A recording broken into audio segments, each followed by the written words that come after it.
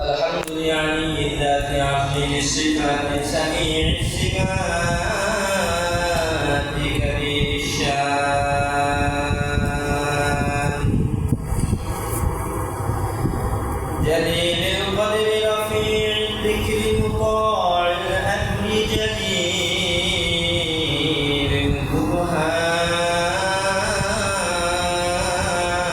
البرهان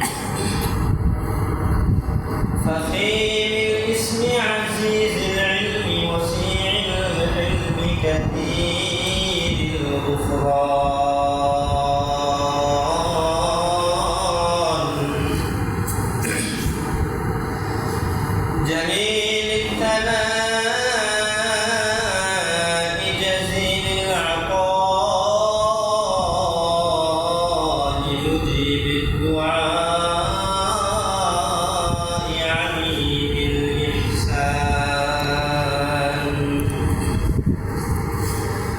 ونشهد أن لا إله إلا الله وحده لا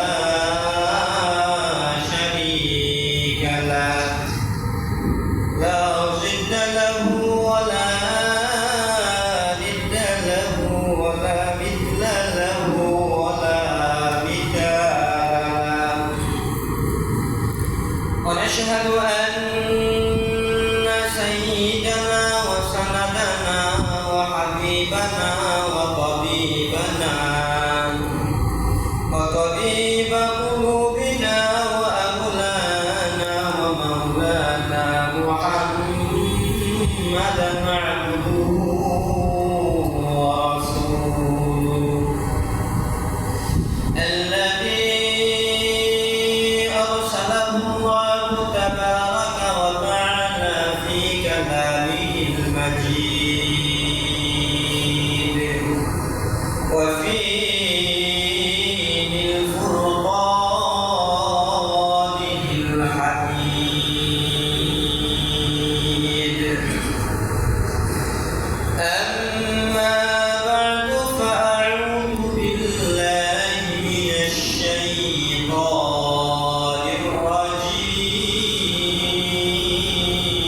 الرجيم بسم الله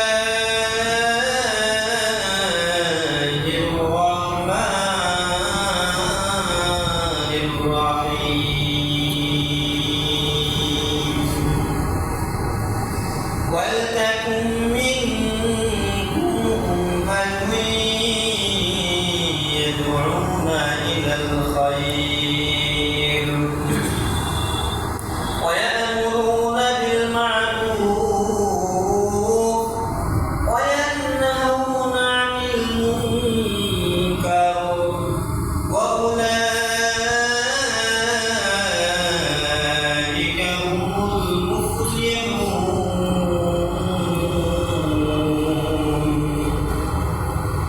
وقال الله تعالى في موضع آخر التائبون العابدون الحامدون السائحون الراكعون الساجدون الآمرون بالمعروف والناهون عن المنكر والحافظون لحدود الله وبشر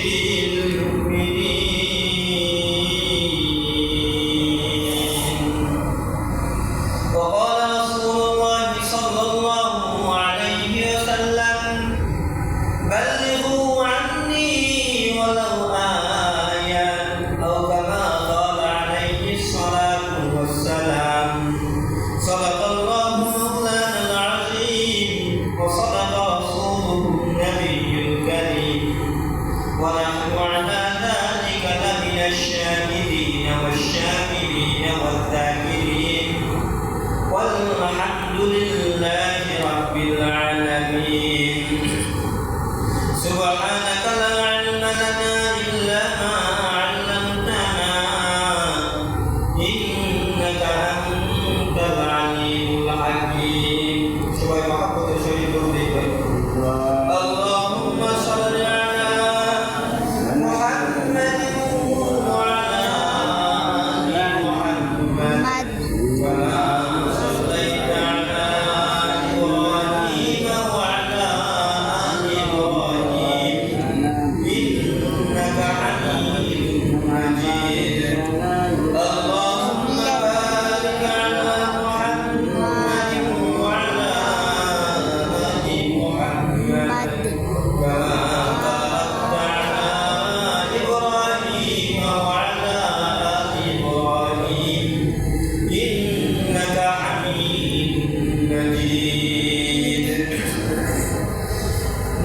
शानी ने तेरे कदमों को दरिया कर दिया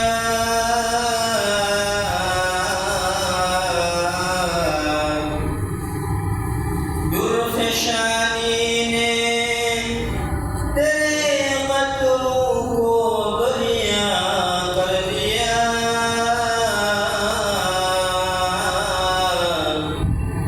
दिल को रोशन कर दिया है आँखों को बीना कर दिया ला इलाहा इल्लल्लाह ला इलाहा इल्लल्लाह ला इलाहा इल्लल्लाह ला इलाहा इल्लल्लाह ला इलाहा इल्लल्लाह لا إله إلا الله لا إله इल्लल्लाह محمد رسول الله सल्लल्लाहु अलैहि वसल्लम محمد ने आकर कुफर को मिटाया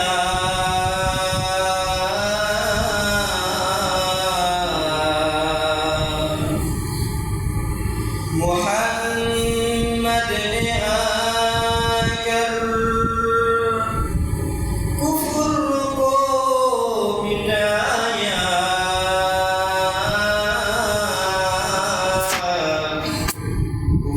को मिटाकर सदाकत बताया बलगल उला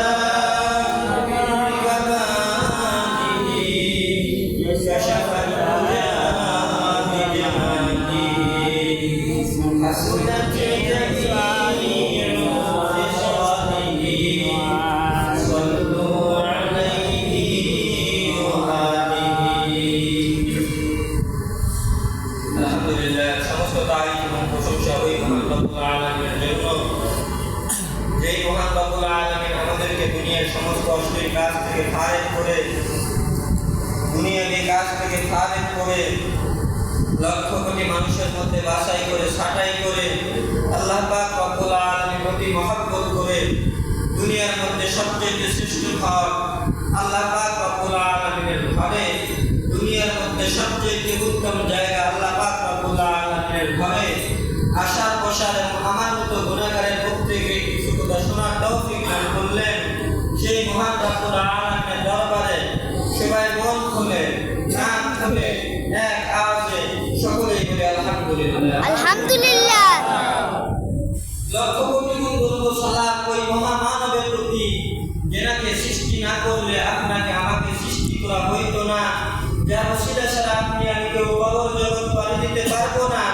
যার সুপারিশ ছাড়া আপনি আমি কেউ জান্নাতে প্রবেশ করতে পারবো না যেই নবীর সুপারিশ ব্যতীত আমরা হাসরের ময়দান থেকে এক ধাপ সামনে আগাইতে পারবো না এক ধাপ পিছনে আগাইতে পারবো না হাসরের ময়দানে যেই দিন সূর্যটা মানুষের মাথার অর্ধভাগ করে চলে আসবে গুনাহগার বলে ইয়া নাফসি বলে চিৎকার করতে থাকবে শুধু তাই নয় আম্বিয়া কিরাম হযরত আদম থেকে নিয়ে ঈসা আলাইহিস সালাতু ওয়াস সালাম পর্যন্ত আল্লাহ পাক রব্বুল আলামিন যতগুলো পয়গম্বর পাঠিয়েছেন সমস্ত পয়গম্বরগণ নিজেকে বাঁচানোর জন্য ইয়া নাফসি বলে চিৎকার করতে থাকবে ওই সময় মানুষগুলো খানের সাগরের মধ্যে হাবুডুবু খেতে থাকবে গুনাহগারের মাথার মগজগুলো টাস টাস করে ফেটে যাবে মাথার মারের ন্যায় ফুটতে থাকবে মানুষগুলো বাঁচার জন্য চলে যাবে আদি পিতা হযরত আদম আলাইহিস সালাতু ওয়াস সালামের কাছে দেখি তিনি তো আমাদের আদি পিতা আমরা তো তার সন্তান আমরা তো বনি আদম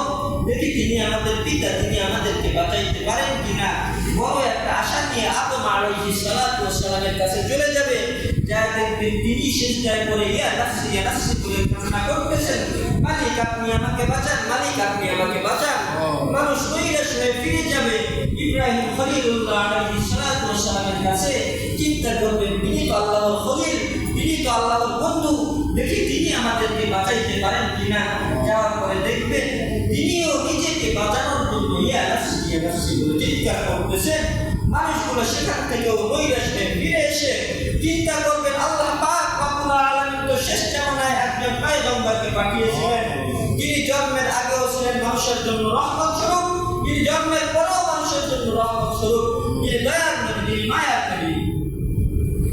দেখি আমরা তার কাছে যাই, দেখি তিনি আমাদেরকে বাঁচাইতে পারেন কিনা। মনের ভেতরে একটা বাঁচার একটা আশা নিয়ে শেষ নবী হযরত মুহাম্মদ রাসূলুল্লাহ সাল্লাল্লাহু আলাইহি ওয়াসাল্লামের কাছে চলে যাবেন। যাওয়ার পরে উম্মতগুলো দেখতে পাবেন দয়ার নবী, মায়ার নবী, এতিম নবী, বিশ্ব নবী সাল্লাল্লাহু আলাইহি ওয়াসাল্লাম সেজদায় পড়ে আল্লাহকে ডাকতেছেন, বলতেছেন, রাব্বি হাবলি উম্মতি, রাব্বি হাবলি উম্মতি।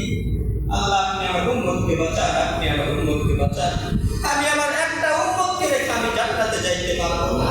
আল্লাহ পাক রব্বুল আলামিন সেই নবীর উম্মত হিসেবে আমাদেরকে কবুল করেছেন। আমরা আর একবার বলি আলহামদুলিল্লাহ। আলহামদুলিল্লাহ। লক্ষ কোটি দরুদ ও সালাম ওই মহামানবের প্রতি। আমরা সকলেই মন থেকে দরুদ প্রেরণ করি, সকলেই বলি সাল্লাল্লাহু আলাইহি ওয়াসাল্লাম। মুসলমান ভাইরা আমার গত সপ্তাহে আলোচনা করেছিলেন মৃত্যু নিয়ে। তা আমরা প্রশ্ন করি, গতকালকেও এই গ্রাম থেকে আমাদের মধ্যে থেকে একজন লোক চলে গেছেন। এই যে লোক যে মারা যায় আমাদেরকে একটা শিক্ষা দিয়ে যায়। কি শিক্ষা দিয়ে যায়? যে আমি যে গেলাম তোমাদেরকেও একদিন যাইতে হবে, তোমাদেরকেও একদিন যাইতে হবে। এই দুনিয়ার মাটিটা আমাদেরকে প্রতিটা দিন, প্রতিটা সময়, প্রতিটা মুহূর্তে, প্রতিটা সেকেন্ডে, প্রতিটা মিনিটে, প্রতিটা ঘন্টায় আমাদেরকে বলতে থাকে, আজকে তোমরা আমার পিঠের উপর দিয়ে চলাফেরা করতেছো, একদিন তোমাদের সকলকে আমার পেটের ভিতরে আসতে হবে। এই মৃত্যু নামক জিনিস থেকে আমরা কেউ পলায়ন করতে পারবো না। অতএব আপনাকে আমাকে সকলকেই মৃত্যুবরণ করতে হবে। আপনার চাইতে আমার চাইতে বড় বড় নাফরমান তারাও আল্লাহ পাক রব্বুল আলামিনের মৃত্যু নামক বস্তু থেকে ছাড়া পায় না। একজন কবি তার কবির ভাষায় বলতেছেন, ফার্সি ভাষায় বলতেছেন, পূজা কারণ পূজা ফেরাউন পূজা নমরুদ সুদহামানি, পূজা কারণ পূজা ফেরাউন পূজা নমরুদ সুদহামানি, পূজা ঈসা পূজা মূসা পূজা তাফতে সুলাইমানি। নমরুদের মতো, কারণের মতো, ফেরাউনের মতো বড় বড় নাস্তিক পৃথিবী থেকে বসে, এরাও আল্লাহ পাকের মৃত্যু নামক বস্তু থেকে রেহাই পায় নাই। ঈসা আলাইহিস সালাতু ওয়াস সালাম রেহাই পায় নাই। সুলাইমান আলাইহিস সালাতু ওয়াস সালাম যিনি সব কিছু ভাষা বুঝতেন, যিনি বাতাসের ভাষা বুঝতেন, যিনি ছিলেন পুরা পৃথিবীর শাসক ছিলেন, সব কিছুই আছে, কিন্তু সুলাইমান আলাইহিস সালাতু ওয়াস সালাম নাই। কবি বলতেছেন সব কিছুই করে থাকবে, কিন্তু আপনি আমি থাকবো না। আপনাকে আমাকে সকলকে অন্ধকার কবরে যেতে হবে। ওই অন্ধকার কবরে যাবার পূর্বে আল্লাহ পাক রব্বুল আলামিন আমাদের সকলকে এই অন্ধকার কবরের মাঝ বসাইয়ে দিয়ে তারপরে অন্ধকার কবরে যাওয়ার তৌফিক দান করুন। সকলে আমিন। আমিন। আমি খুতবার মধ্যে একটা আয়াত তেলাওয়াত করেছি। আল্লাহ পাক রব্বুল আলামিন বলতেছেন, ওয়াতাকুম মিনকুম উম্মাতুন ইয়াদউনা ইলাল খায়র ওয়া ইয়া'মুরুনা বিল মা'রুফ ওয়া ইয়ানহাউনা 'আনিল মুনকার ওয়া উলাইকা হুমুল মুফলিহুন। সুবহানাল্লাহ। আল্লাহ পাক রব্বুল আলামিন বলতেছেন, আমি পৃথিবী শুরু থেকে নিয়ে শেষ পর্যন্ত যত মানুষ পাঠাইলাম, যত জাতির মানুষ পাঠাইলাম, যত ধর্মের মানুষ পাঠাইলাম, যত শ্রেণীর মানুষ পাঠাইলাম, তার মধ্যে থেকে একটা দল আমি আল্লাহ পাক রব্বুল আলামিন নির্ধারিত করলেন আমার জন্য। এই দলটা পৃথিবীর সব মানুষের চাইতে, সব শ্রেণীর মানুষের চাইতে দরকার। আল্লাহ পাক রব্বুল আলামিন সূরা আল ইমরানের 104 নম্বর আয়াতের মধ্যে রাখতে বলতেছেন, ওয়াতাকুম মিনকুম উম্মাতুন ইয়াদউনা ইলাল খায়র, তোমাদের মধ্যে থেকে এমন একটা দল বের হোক, এমন একটা দল বের হোক, এই দলের মানুষগুলো অপর মানুষদেরকে আল্লাহ পাক রব্বুল আলামিনের দিকে আহ্বান করবে। যেই মানুষগুলো মানুষদেরকে কল্যাণের দিকে আহ্বান করবে। ওয়াতাকুম মিনকুম উম্মাতুন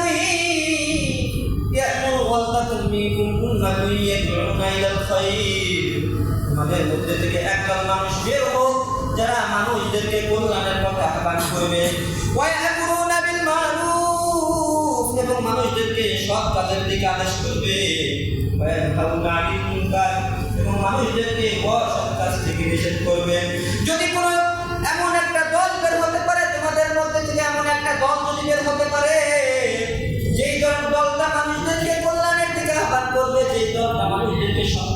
আদেশ করবে, যেই দলটা মানুষদেরকে অসৎ পথ থেকে নিষেধ করবে, আল্লাহ পাক রব্বুল আলামিন কালামে পাকের মধ্যে এদেরকে দুনিয়াতেও সফল কাম এবং আখিরাতেও সফল কাম বলে ঘোষণা করেছে।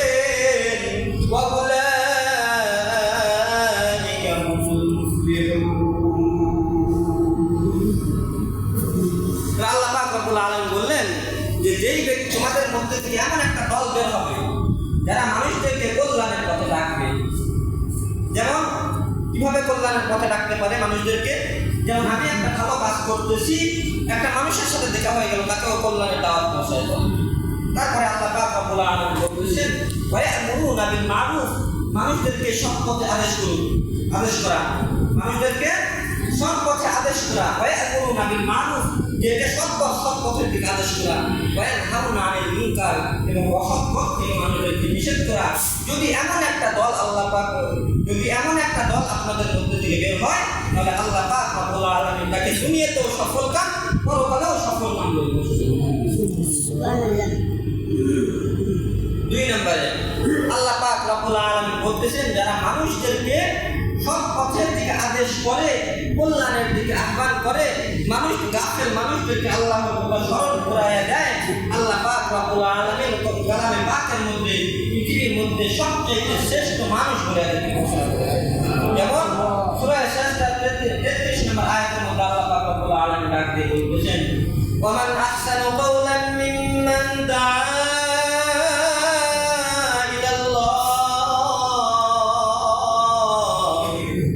فليعمل عملا صالحا وقال إنني من المسلمين।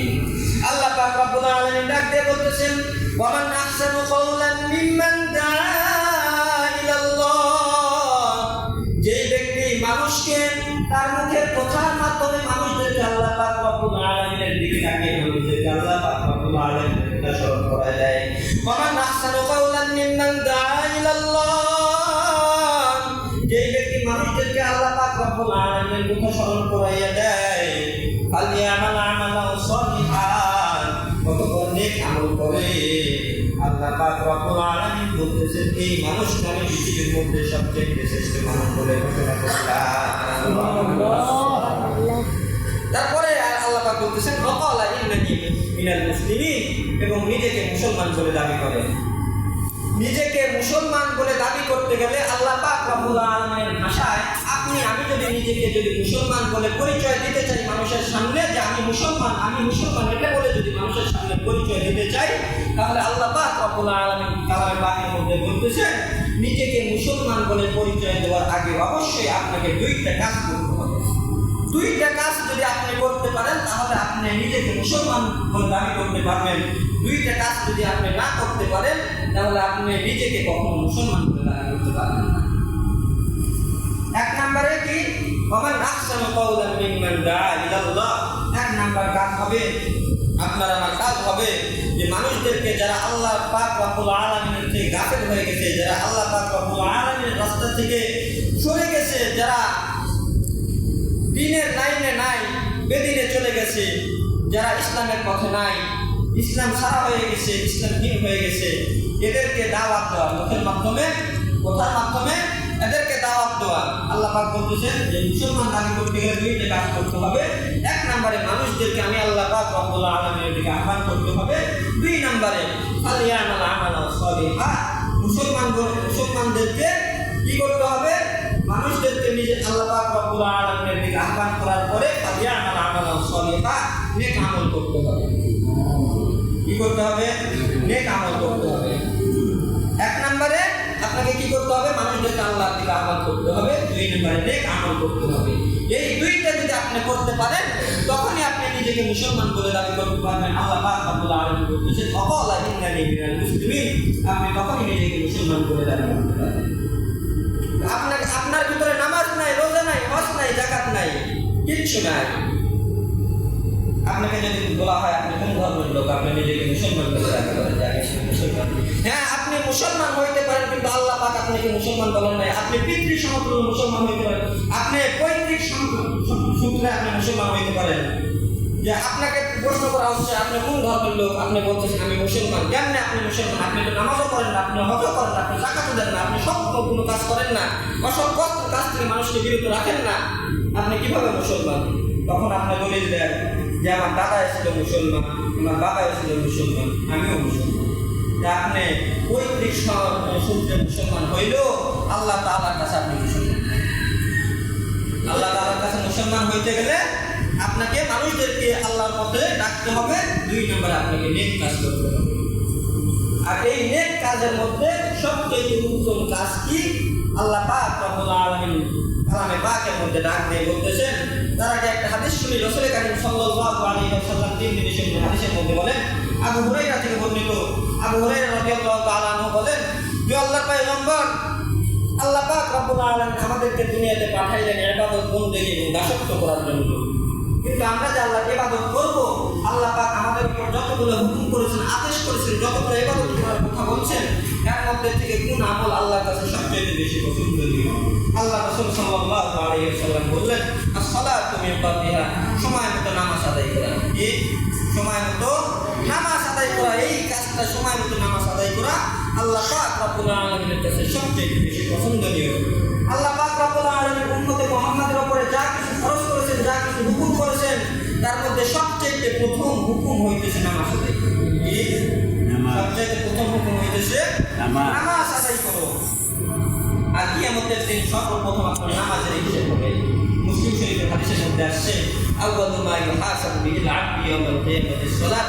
কিয়ামতের দিন আপনি যখন উঠবেন তখন আপনার যেগুলো হিসাব নিকাশ নেওয়া হবে, সর্বপ্রথম আপনার নামাজের হিসাব নেওয়া হবে। আপনি নামাজের হিসাবটা যদি সঠিকভাবে দিতে পারেন, তাহলে অন্য হিসাবগুলো আল্লাহ পাক রব্বুল আলামিন আপনার জন্য সহজ করে দিবেন। আর নামাজের হিসেবে যদি ধরা খাওয়া যায় তাহলে তো বাঁচার করতে পারবে। যাই হোক, আল্লাহ পাক রব্বুল আলামিন বললেন যে আমি যতগুলো ইবাদতের কথা আমি তোমাদেরকে বললাম, তার মধ্যে সবচেয়ে বেশি পছন্দনীয় ইবাদত আমি আল্লাহর কাছে নামাজ আদায় করা। ওলামায়ে কেরাম আপনাদেরকে নামাজের কথা বলতেছেন, তাবলীগী সাথী ভাইয়েরা আপনাদেরকে নামাজের দাওয়াত দিতেছেন, আপনারা নামাজে আসতেছেন না। হাশরের ময়দানে যখন আমি যখন আল্লাহ পাক রব্বুল আলামিন আমাদের সকলকে হাশরের ময়দানে যখন একত্রিত করবেন, যখন আল্লাহর বিচারের আদালতে যখন আমাদেরকে দণ্ডায়মান করবেন, দাঁড় করাইবেন, তখন আল্লাহ পাক আপনাকে আমাকে নামাজ সর্বপ্রথম যেটা জিজ্ঞেস করবেন যে তুমি কি নামাজ পড়ছো? তখন যারা বেনামাজি সেটা অজুহাত দিবে, মাথার জন্য অজুহাত দিবে। আল্লাহ দুনিয়াতে আপনি আমাকে এত পরিমাণ সম্পদ দান করেছিলেন, যে সম্পদকে দেখাশোনা করতে গিয়ে আমি আপনার ইবাদত করার জন্য। আল্লাহ পাক রব্বুল আলামিনের সাথে সাথে পয়গম্বর ইব্রাহিম খলিলুল্লাহ আলাইহিস সালাতু ওয়াস সালামকে দাঁড় করাইয়া দিবেন। দাঁড় করাইয়া দিয়া ওই লোকটিকে বলবেন, এই যে এরা কি ছিল? ইনি হইতেছেন আমার পয়গম্বর ইব্রাহিম খলিল।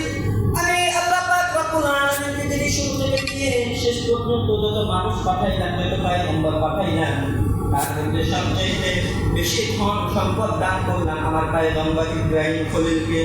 আমি আল্লাহ পাক রব্বুল আলামিন তাকে এত সম্পদ দেওয়া সত্ত্বেও সে কোনোদিন আমি আল্লাহর শরণ থেকে গাফিল হইল না, আমি আল্লাহর ইবাদত থেকে গাফিল হইল না। তার থেকেও কি আমি আল্লাহর সম্পদ তোমাকে বেশি দিছিলাম? ওই বান্দা বলবে না, আল্লাহ তার মতো সম্পদ আমাকে দেন নাই।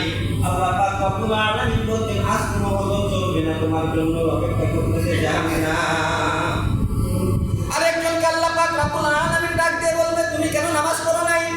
ওই বান্দা ডাক দিয়ে বলবে মালিক, আপনি যখন আমাকে দুনিয়াতে পাঠাইলেন, দুনিয়াতে পাঠানোর পরে আল্লাহ আপনি আমাকে এমন অসুস্থতা দান করলেন, এই অসুস্থতার কারণে আমি আপনাকে ইবাদত করতে পারি নাই, আমি আপনার দাসত্ব করতে পারি নাই, আমি আপনাকে স্মরণ করার সময় পাই নাই।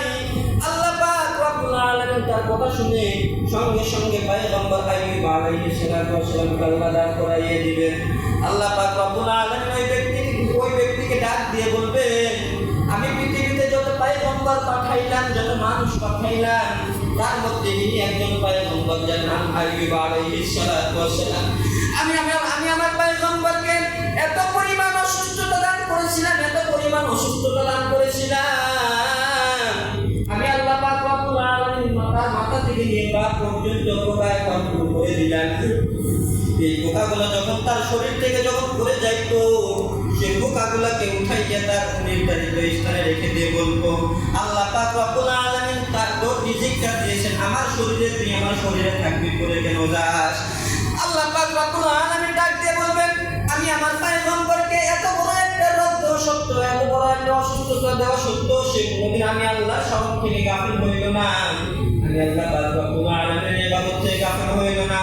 নিশ্চয় আমি আল্লাহ পাক রব্বুল আলামিন তার থেকে বড় কোনো অসুস্থতা তোমাকে দেই নাই। অতএব আজ কোনো ওজর চলবে না, যাও তোমার জন্য অপেক্ষা করতেছে জাহান্নাম। আল্লাহ পাক রব্বুল আলামিন আরেকটা ব্যক্তিকে ডাক দিয়ে বলবে, তুমি কেন নামাজ পড়ো নাই? ওই বান্দা ডাক দিয়ে বলবে, মালিক আপনি আমাকে দুনিয়াতে পাঠাইলেন, এমন গরিব করে পাঠাইলেন যে মানুষের বাসায় কাজ না করলে আমার পেটে খাবার যায় না। আমি মানুষের বাসায় কাজ না করা পর্যন্ত আমার স্ত্রীর পেটে খাবার যায় না, আমার সন্তানের পেটে খাবার যায় না। আমি আমার রিজিককে অন্বেষণ করতে গিয়ে আমি আপনার ইবাদত করতে পারি নাই। আল্লাহ পাক রব্বুল আলামিন ডাক দিয়ে বলবেন, এই পৃথিবীতে যতগুলো পয়গম্বর পাঠাইলাম, যতগুলো মানুষ পাঠাইলাম, তার মধ্যে একজন পয়গম্বরকে পাঠাইছিলাম যার নাম মুহাম্মদ। এর মতো গরিব, এর মতো এতিম কোনো মানুষ, এর মতো গরিব কোনো মানুষ, গরিব কোনো পয়গম্বর আমি আল্লাহ পাঠাই নাই। ওই মুহাম্মদ আমি আল্লাহর ইবাদত থেকে কোনোদিন গাফিল হয় না। ইতিহাসের দিকে লক্ষ্য করে দেখেন, দয়ার নবী, মায়ার নবী, এতিম নবী, একদিন নয়, 2 দিন নয়, 3 দিন পর্যন্ত ক্ষুধার্ত অবস্থায়, পেটের ভিতর পাথর বাঁধা অবস্থায় আল্লাহ পাক রব্বুল আলামিনের ইবাদত করেছেন। কোনদিন আল্লাহ পাক রব্বুল আলামিনের স্মরণ থেকে নৈরাশ হইলেন না। আল্লাহ পাক রব্বুল আলামিন ডাক দিয়ে বলবেন, তার চাইতেও তো গরিব তোমাকে বানাই নাই। অতএব আজ কোনো ওজর চলবে না। আল্লাহ পাক রব্বুল আলামিন ডাক দিয়ে বলবেন, ওয়ালাকাদ যারা'না লিজাহান্নামা কাসীরাম মিনাল জিন্নি ওয়াল ইনস। আমি আল্লাহ পাক রব্বুল আলামিন জাহান্নামকে নির্ধারণ করলাম অধিকাংশ মানুষ এবং অধিকাংশ জিন জাতির জন্য। সমস্ত মানুষ এবং সমস্ত জিন জাতি। আল্লাহ পাক রব্বুল আলামিন ডাক দিয়ে বলতেছেন, ওই সমস্ত মানুষের জন্য আমি আল্লাহ জাহান্নামকে নির্ধারণ করলাম যেই সমস্ত মানুষকে আমি আল্লাহ পাক রব্বুল আলামিন অন্তর দিলেন বিবেচনা করার জন্য। যেই সমস্ত মানুষদেরকে আমি আল্লাহ অন্তর দিলাম বিবেচনা করার জন্য, তারা ভালো কোনো কাজের জন্য বিবেচনা করলো না, খারাপ কাজের জন্য বিবেচনা করলো, এই সমস্ত লোকের জন্য আমি আল্লাহ পাক রব্বুল আলামিন জাহান্নামকে নির্ধারণ করলাম। এরপরে আল্লাহ পাক রব্বুল আলামিন এরপরে বলতেছেন, আমি ওই সমস্ত লোকদের জন্য জাহান্নামকে নির্ধারণ করলাম যাদেরকে আমি আল্লাহ পাক রব্বুল আলামিন কান দিলাম শ্রবণ করার জন্য, কিন্তু তারা শ্রবণ করলো না। তার মানে সে শ্রবণ করছে কিন্তু ভালো কোনো জিনিস শ্রবণ করে নাই, খারাপ কোনো জিনিস শ্রবণ করছে।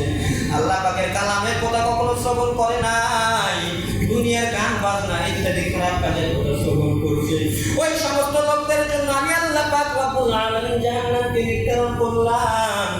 এরপরে আল্লাহ পাক রব্বুল আলামিন বলতেছেন, আমি ওই সমস্ত লোকদের জন্য জাহান্নামকে নির্ধারণ করলাম যেই সমস্ত লোকদেরকে আমি আল্লাহ পাক রব্বুল আলামিন চোখ দিলাম, কিন্তু চোখ দ্বারা সে দেখলো না, দেখলো কিন্তু এমন জিনিস দেখলো না। যেই জিনিসটা দেখলো সেই জিনিসটা ছিল মন্দ, ভালো কোনো জিনিস দেখলো না। আমি আল্লাহ পাক রব্বুল আলামিন ওই সমস্ত মানুষের জন্য জাহান্নাম বানাইলাম।